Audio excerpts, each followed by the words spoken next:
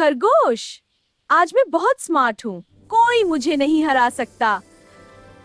वाह, इतना कॉन्फिडेंस। लगता है आज कुछ होने वाला है। मैंने नया प्लान बनाया है, 100% कामयाब। प्लान अच्छा है या फिर मजाहिया? खामोश, आंखें बंद करो और गिनती करो। 1, 2। अरे, ये तो तुम खुद फिसल गई। ओहो, मेरा प्लान ही मुझ पर उल्टा पड़ गया। अकल इस्तेमाल करो, ड्रामा नहीं। अच्छा बाबा, अगली बार मैं पहले सोचूंगी। सबक याद रखो, जल्दी में प्लान नहीं बनते।